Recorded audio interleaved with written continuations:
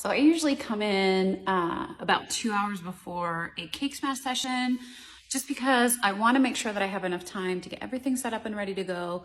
And I really do have everything out and ready, prepared, so that we can just keep rolling throughout the session, because 1-year-olds don't have the most patience. And so I try to make it so the session is really seamless and we move from one setup to the other, and I have everything on hand. So let me kind of show you what I've set up so far. So my studio layout has 2 shooting spaces opposite each other. So I'll typically set up my cake smash area on this side with either seamless paper or a backdrop, and my light will be here ready to go. But actually, I'm just turning around. I typically do start family photos here. So I will now, before families get here, I'm going to move my light over here, get my white balance all set up, and get everything set up and ready to go.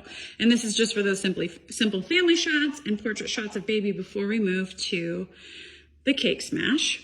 Another thing I get set up and ready to go is all my towels, my bathtub ready.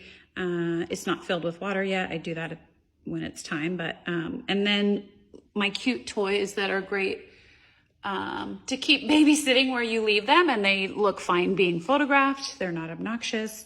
And then different things for baby to lean on, sit on, stand up against.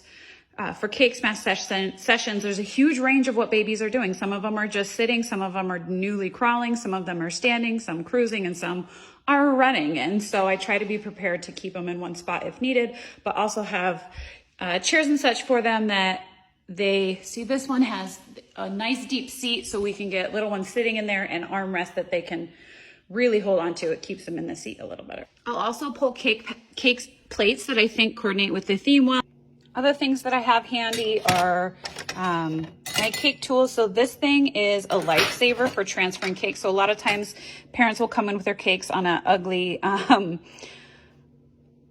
base, like a cardboard base or something, and this helps to get that off and transfer to the cake plate so you don't see that cardboard base on it. And I'll use these two tools to transfer that cake.